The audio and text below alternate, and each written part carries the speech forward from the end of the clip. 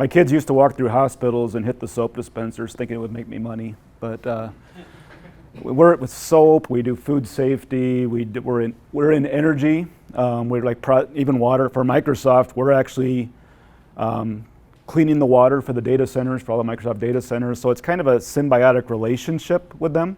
I'm going to talk about identity from on-premise to the cloud, rinse and repeat. We had a very large on-premise single sign-on for years, so we were kind of advanced.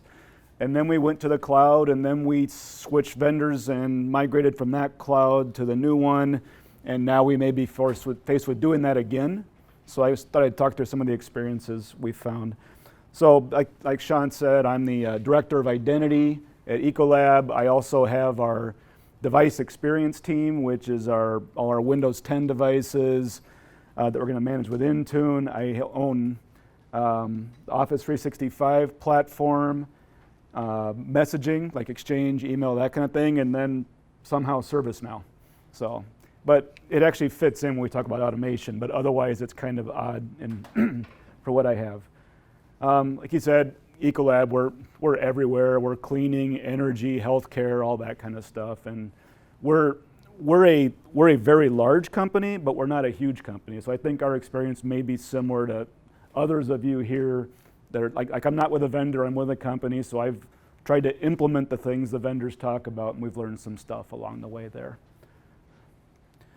So the synopsis is, basically the decision to move from on-premise to the cloud is easy. Now when we did it, I kept running into people that said there's no way we'd ever be allowed to do it. I think it's much more common now, but I think there's probably still several that aren't there yet. The real work is choosing a vendor to go with. What goes in terms of what moves to the cloud, what stays on premise, and then at least initially, communicating to the stuff that stayed on premise, our systems, our Microsoft BI, our reporting, all that kind of stuff, where I'm in the cloud on a portal, how do I talk to that? That was very difficult at first. So we worked through some ways to make that happen. And then cloud identity is ever growing and changing, so you'll be continually faced with reaffirming your choice and adapting, especially in the customer space. So I'm really well placed here because I have some MFA slides that'll either be blessed or not. And then after that, we went with Azure AD B2B at one point and are now forced to look at B2C, and the next presentation is on that, so I hope to learn something there too. So where we started. So like I said, we had on-premise SSO. We were using SiteMinder and Symphony. Initially, Ecolab was using Symphony. You probably never heard of it, but we had employee and customer single sign-on. We were going to certain cloud apps. At that time, not everything supported SAML, but those that did, we had no problems hooking it up. The team was really good at it. We also had a couple customers that would actually come in via SAML. Not very many could do it back then, but they would onboard, auto-provision on the fly, so that was pretty cool. Then we merged with a company called Nowco. They had SiteMinder. So now we had two systems, and SiteMinder worked fine, but we had one guy supporting it, and most companies at that time would have like 10 guys supporting it, so we knew we were kind of getting on the edge.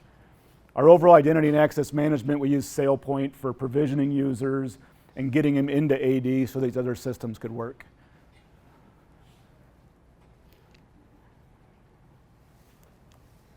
Okay, and that's just a high-level view of the architecture, just all the different things. I mean, single sign-on system, directory, Microsoft applications, non-Microsoft applications. At that time, our internal users were in Azure AD using just the free stuff, the stuff that comes along with it. We hadn't paid for premium or anything at that point. We also had ADFS for certain Microsoft things. So we had 3 single sign-on solutions on-premise at that time. Chad, just out of curiosity, what were you using for directories besides AD? Just Microsoft. Just Microsoft AD. Oh, okay. Yeah. So AD LDS. Yeah. Well, I guess actually with the merger, there was some LD at lightweight directory, yeah. And some of them were just doing it on a database. Oh, okay. So that's gone now. So, yeah.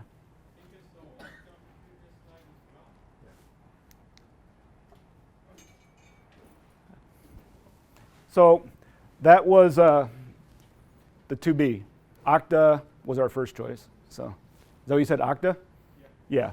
So that was, we had chosen Octa, and now this was a vendor helping us figure out how that would fit into our ecosystem. So I'll talk about what we did with Octa, where it was useful, and that kind of stuff. This clicker doesn't seem to work. Okay. So what got us out of this on-premise thing is in the fall of 2015, we were rolling out Workday in December of 2015. And in the summer, our CEO says there will not be any single sign-on issues for all 50,000 employees. So we knew we couldn't do that with SiteMinder and Symphony the way we were supported and set up. So we knew we had to go with a cloud solution. So we went through comparing some vendors. At that time, SailPoint had an online single sign-on. We looked at Azure AD and we looked at Octa. Now at that time, Azure AD, it couldn't really do any custom SAML. Like we use WebEx and we have to pass some custom attributes. Now whether we should be or not is a different question, but we were, and at that time, Microsoft couldn't support it. They can today. So we ended up going with Octa. We chose Octa but things have changed a lot. So in terms of a timeline, like I said, August, September, we did the bake-off to compare them all. We chose Octa in November. And December 8th of 2015, we went live with Workday for all of our employees. And it actually went really well. And that includes stuff like integrated Windows authentication.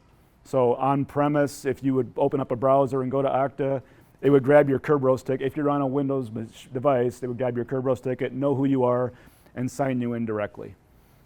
So that went really well. And then, over the next couple months, we rolled it out to like 10 more of our biggest applications. WebEx, like I talked about. Office 365, we actually did too. So even though Azure AD is a competitor, you can still use Octa or other single sign-ons to authenticate to your Office 365 seamlessly. It's just a matter of going in as an admin and running a PowerShell script to tell it where to go for authentication. And then this part in red is customer portal for Octa. So our customers would authenticate. That went live in August of that year. I'll get to that later. I'll talk about the employee stuff. The employee stuff is a cleaner story. The customer story is a little more messy and still in process.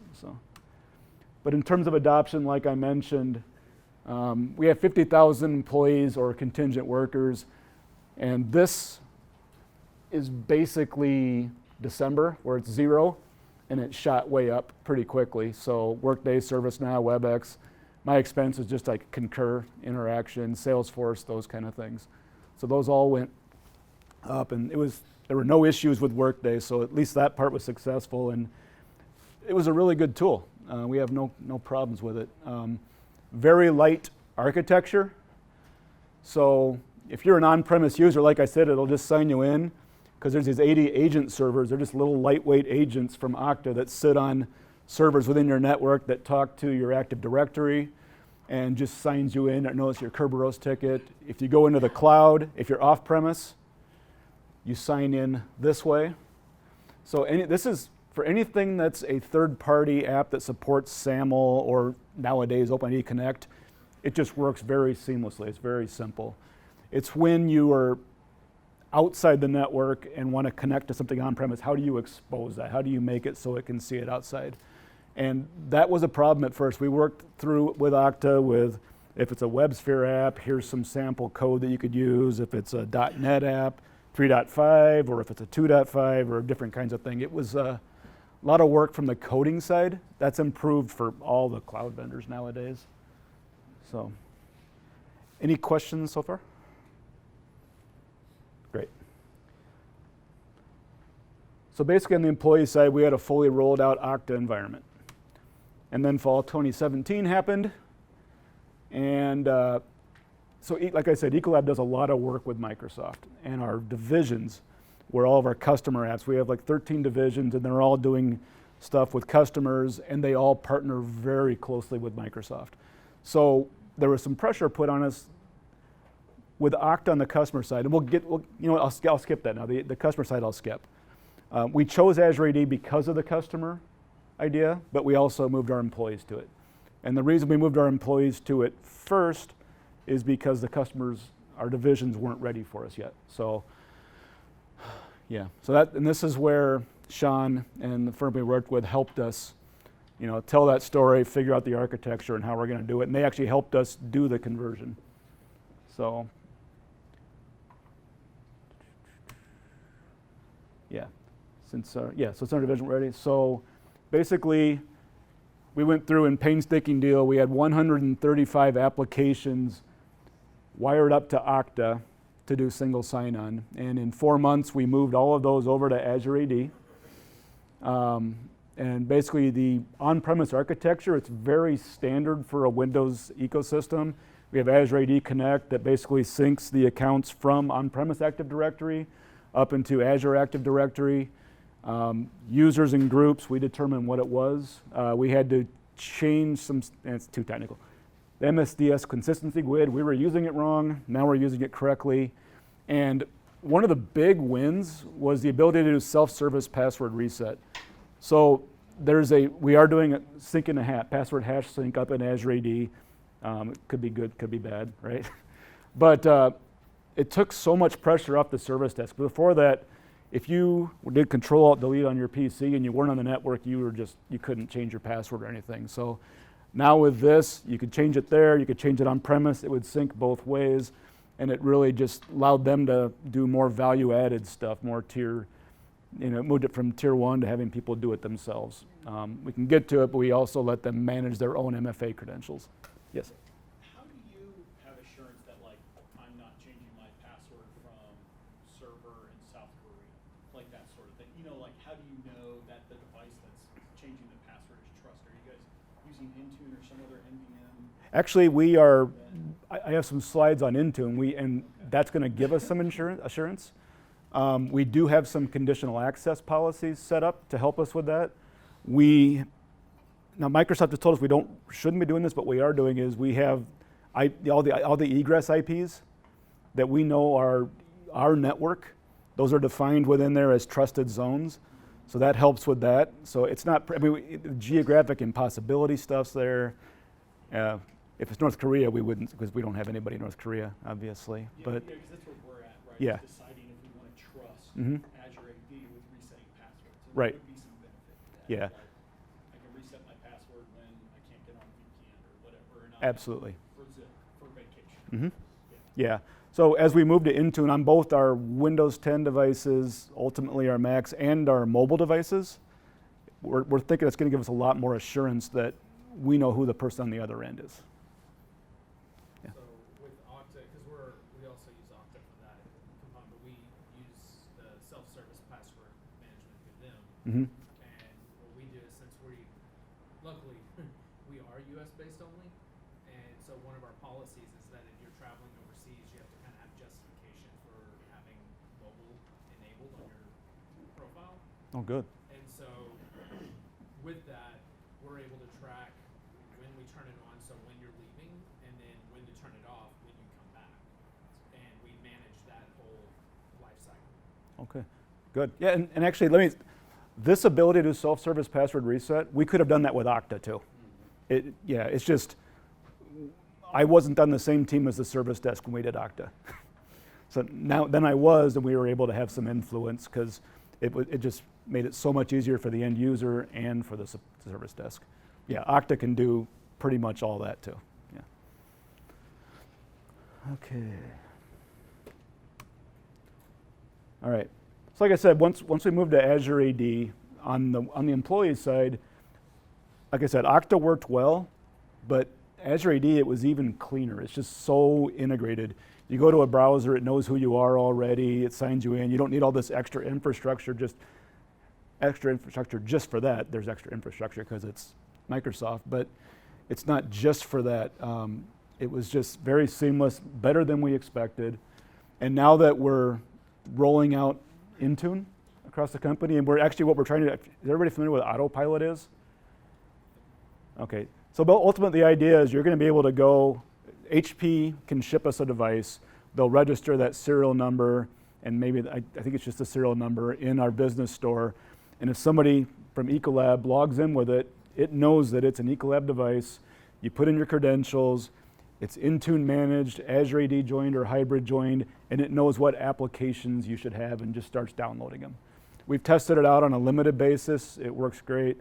And actually now it's not, so at Ignite, we thought SCCM was gonna go away. Now it's Microsoft Endpoint Manager that sits on top of InTune and SCCM.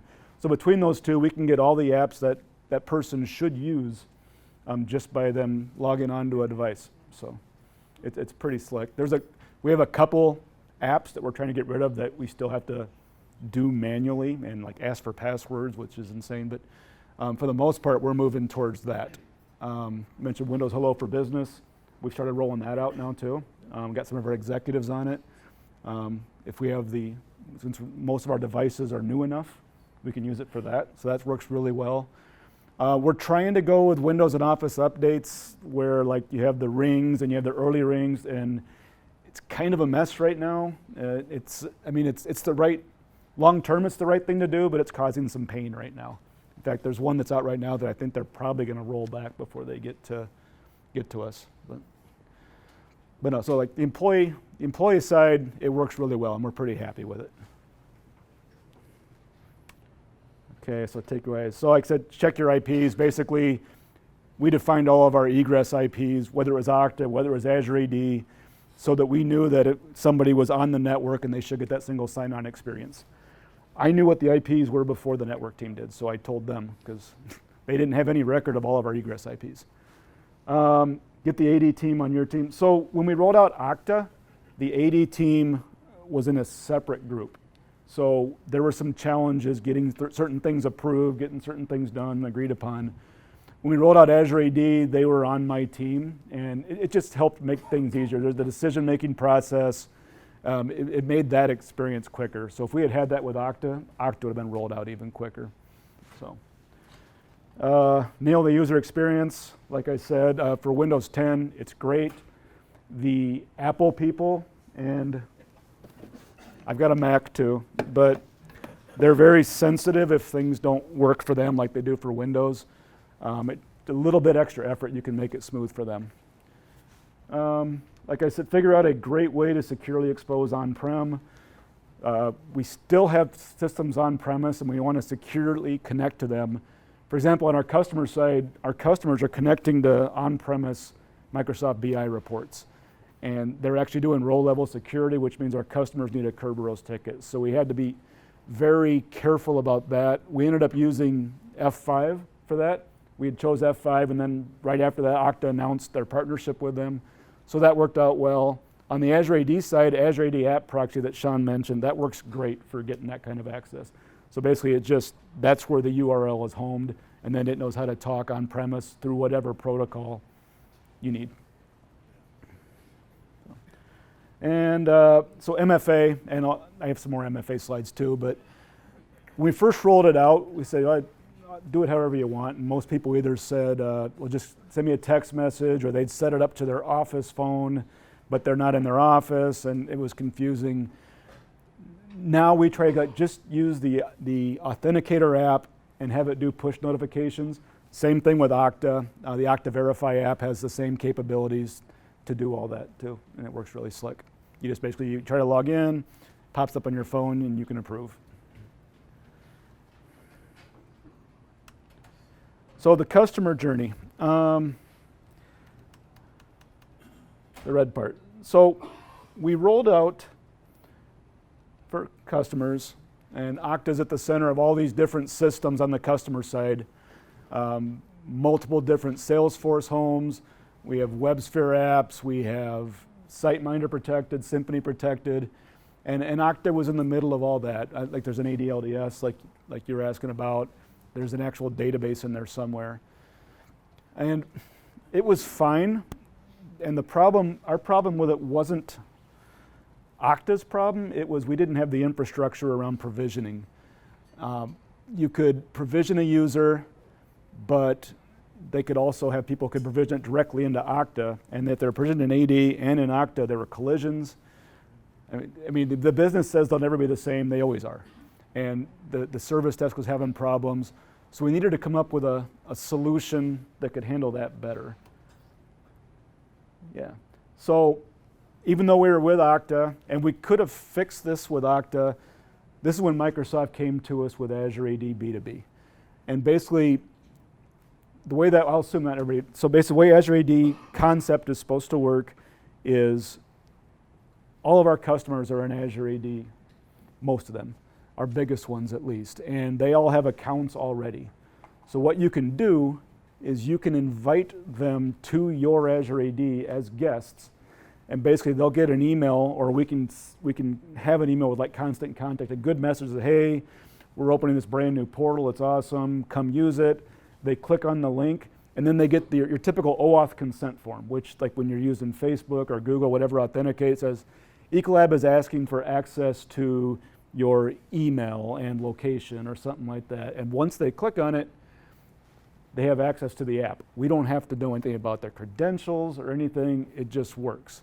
So the next time they hit it, they put in their home, it knows that, oh, Bob at Marriott, you go over here to authenticate. They put in their credentials over there, and then they're signed into our app. The best part is we never have to deal with them if they forgot their password, because it's their own password. It's the one they use every day. Because if it's a separate one, they forget their password every day. Or there's shared passwords, because we do a lot of stuff with line workers or somebody at a department store that they share it across several things, and nobody knows the same password. If you do a security question, well, this person knows it, but this person doesn't. So if they just have their own identity, it works great. The concept is great, and it works in some cases when you're dealing with headquarter people, but when you're dealing with people in the stores, it doesn't quite work. Not every vendor will sync all their users into Azure AD. So how do they authenticate? They just can't, and then you won't know until it doesn't work. And then there's been some OAuth breaches recently, so some companies are just turning off the ability for their employees to do OAuth consents, which also breaks B2B. So right now we're trying to figure out, what we're going to do here. Azure AD B2B isn't going to solve everything, so what could we do instead? There are other options. Migrating users from Octa to Azure AD. So to get users into Octa, if you remember, we had an on-premise Active Directory and we had Octa. And the command was, do not contact your customers. So what we built was a custom login page in Octa where they'd apply their credentials in Octa, and Octa would say, if the credentials are there, it logs you in. If they're not there, then we had a secure channel into on-premise, and it would take those same credentials, apply them against our customer directory on-premise, and if that worked, then it would take those credentials and send them back into Octa, and now that user's in Octa. So the next time they come in to be there. So the user didn't do anything, it would spin for a second or two, and now they have an Octa credentials. Again, that's where it broke down a little bit if they're registered in two places. The other one, and the one I hope we do when we switch again, is to just launch on a brand new portal. And it's great if it's the B2B. If it's not, then we really need to do what we were going to do anyway before we went to B2B, which is to build a good registration system for the users, a self-service as much as possible. Let's see. Okay, so I mentioned earlier when Sean and them helped us decide to go to Azure AD B2B, the perception from the business is they're waiting on security. So what we did is like, okay, so in a couple months we built what our VP called a power plug. It's just an API. It's an API that any of our customer applications can call to invite a customer, create an Azure AD group, assign that customer to an Azure AD group. All the stuff they needed to do to make their app Azure AD viable. So all the joiner, mover, leaver processes, group management, and basically that. And then they also built something called customer data management, where all these vendors will send in spreadsheets, and they'll put all the users in there, and they'd use that to go invite them. So the idea was that system would call the API and invite all these users, whether in batch, one by one. We built all those kind of processes. So we delivered that in February of 2017, and it's being used but not robustly, which is why we went with Azure AD for employees first. But now they're starting to hit it, and it's still great. In fact, Trent, who built it, also built one for Octa, so we can actually do the migration. We can pull the user from Octa using that API, and then put them into Azure AD on the other side. So, what do I get here? Yeah, that's just another view of all the different systems we had to integrate. It's complicated, but it works. It's employee and customer. And this is nominally what it's going to look like once we have, see, this was written before we switched to Azure AD on the employee side, but this is all valid. So these are like Microsoft BI on-premise, other systems that we have on-premise, and then like different patterns that we want to give to the development teams if they want to access an on-premise application. This is how you do it, this is how you authenticate it. So I guess, as we don't know what we're going to do. B2B doesn't fit all of our use cases. So what we're looking at is what are the options out there. Obviously B2C is one option that would work. But we want to push everybody to OpenID, OAuth. SAML's not as much used as it used to be, but it's still out there on many vendors' stuff. We want security features, multi-factor, access certifications. Another nice thing about Azure AD B2B would have been nice is today if somebody leaves a company, we don't know. And those credentials are still out there. With B2B, since they're the company's credentials, if they leave that company, they can no longer log in. We may still have them in our Azure AD tenant, but they can't log in and do anything. And the other thing, user experience. So our customers' requirements say customers to be able to self-service themselves, change their own password if we're storing it in whatever solution we have, and all those kind of things.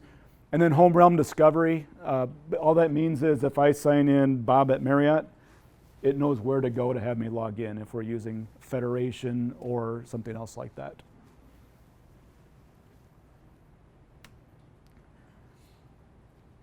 So, next steps. On the employee side, we want to start going passwordless.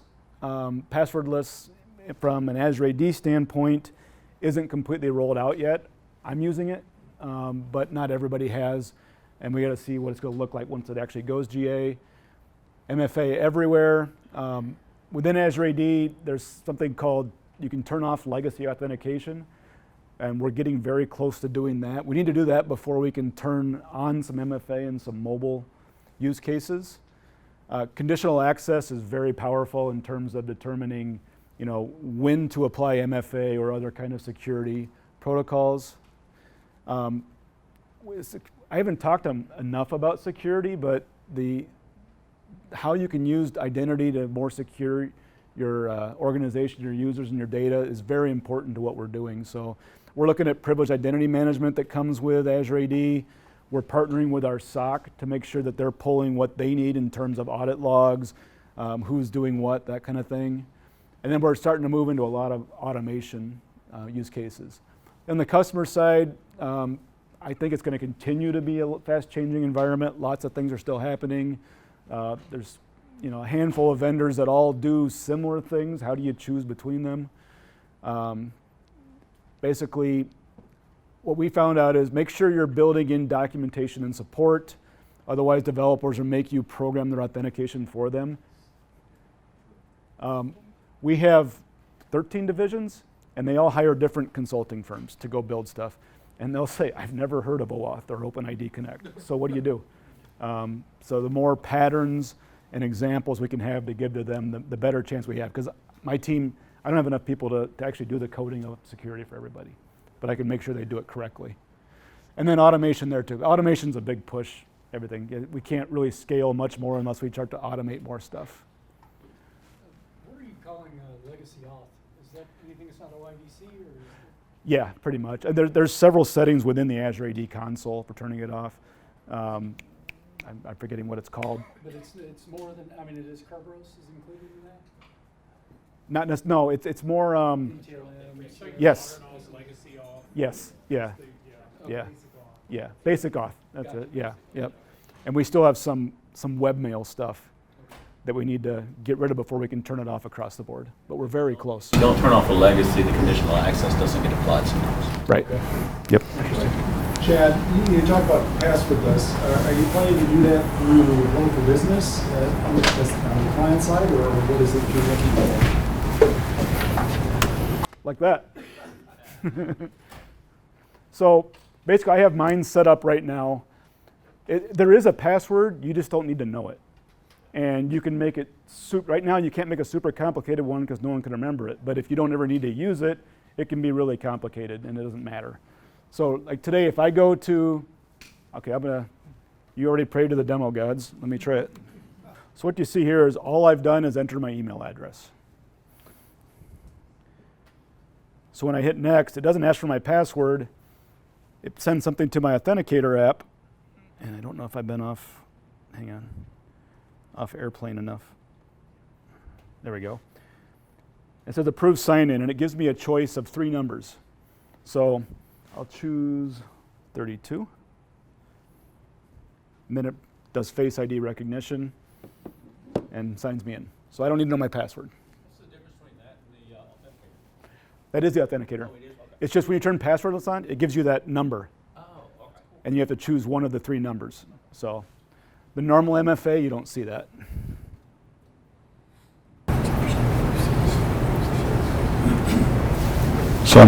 Quick question for you about MFA, where you talked about enabling push notification. Have you had any pushback from your security team or C-staff or anything about what we like to call click fatigue, where people get so used to doing that, and if you have Ray who's on the beach in Bermuda and just automatically goes click and somebody gets in because his account got phished, is that, to where they're like, no, everybody has to type in 6 digits?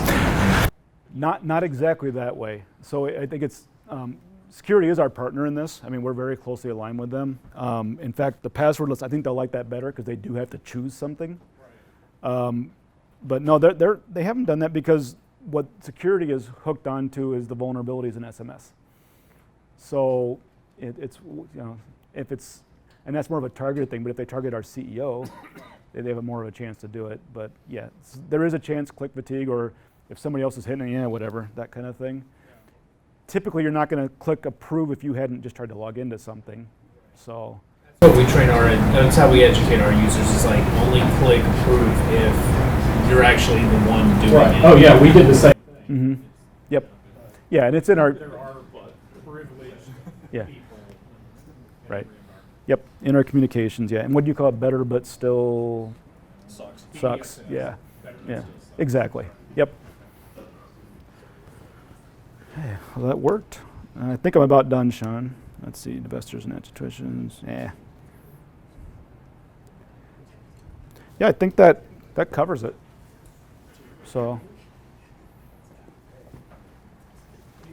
Any question? Password vaulting, my favorite topic right now. I think Azure's introducing something on the consumer side, or should I say like the Office 365 world. What are you guys using? Is Octa your password vaulting solution? No, we use Beyond Trust. Okay. So basically all of our admin accounts and all of our AIX, Linux, Windows Server accounts, they're in there, they're rotated. So the best part of that wasn't that they're rotated, it was discovering all the vulnerabilities inherent in what was already there. I mean, Linux passwords I hadn't changed in years and were good across all the, that was good. We are doing hard tokens for like the keys to the kingdom accounts. We predated Azure AD's ability to do FIDO2, but we're using Duo, and for those accounts, they have to carry around a YubiKey, that kind of thing. A follow-up to that, do you ever see yourself going, I'm assuming you're running hybrid Azure AD, you still have on-prem, do you ever see yourself going pure Azure AD? We've asked Microsoft about that, and our new VP has asked, but even Microsoft will tell us no. I mean, we just spun off a company, and it's public. And And like we have like 5,000 employees going to that, and they have a chance to do everything brand new. It's going to be IaaS, but they're still going to have AD. You know, they're still going to have that stuff. So. You talk about privileged identity management. Is that something you're starting to deploy, explore? Yeah. Yeah, it requires P2 licenses, at least to do the administration of it. So we are doing it for our Azure admin accounts, our admin accounts that are actually doing stuff within Azure. We've got all of our global admins, and we're working our way down the roles and responsibilities there. Are you looking at like the S5 licenses where you can get all the tasty goodness from the,